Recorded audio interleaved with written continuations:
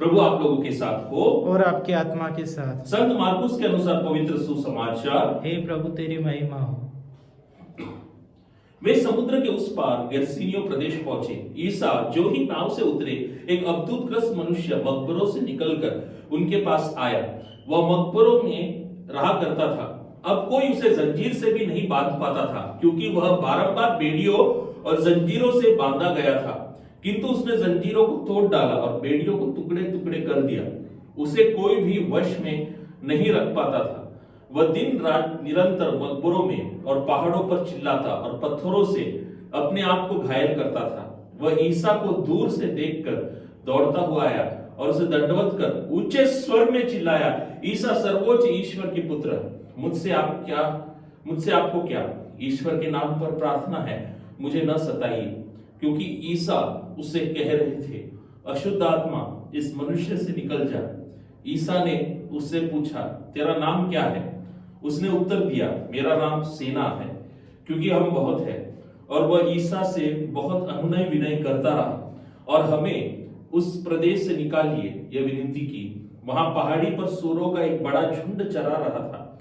अब दूतों ने यह कहते हुए ईसा से प्रार्थना की, हमें सूरों से भेज दीजिए, हमें उनमें घुसने दीजिए। ईसा ने अनुमति दे दी। तब अबदूत उस मनुष्य से निकलकर सूरों में जा घुसे और लगभग 2000 का वह झुंड तेजी से ढाल पर से समुद्र में कूद पड़ा और उसमें डूबकर मर गया।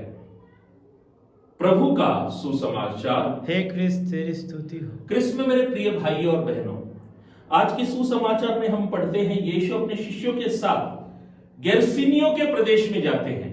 गेर्सिन एक गैर यहूदी प्रदेश है और इसीलिए यहूदियों के नजर में यह एक अशुद्ध देश है, अशुद्ध प्रदेश है। और किस स्थान पर जाते हैं?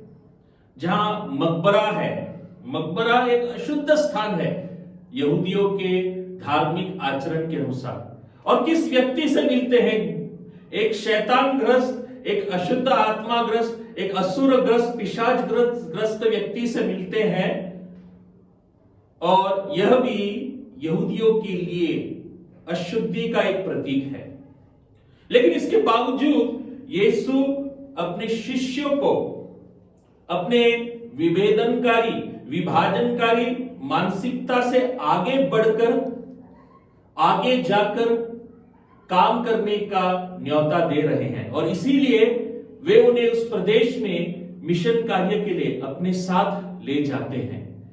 मेरे प्रिय भाई और बहनों, विभाजनकारी मानसिकता, विभेदनकारी मानसिकता कभी कभी हमारे अंदर भी है और इससे हमें विमोचन की जरूरत है, जो केवल हमें प्रभु दे सकता है। हम प्रभु से प्रार्थना करें, हे प्रभु परमेश्वर, मेरे पल्ली के सभी लोगों के साथ, मेरे समुदाय के सभी लोगों के साथ जो विविध भाषाएं बोलते हैं, जो गरीब है, अमीर है, उनके साथ विभाजनकारी मानसिकता से नहीं, बल्कि भ्रातृत्व और भाईचारे के मानसिकता से उनसे प्यार करने, उनसे प्रेम करने और आगे बढ़ने की कृपा मुझे प्रदान कर। आमीन।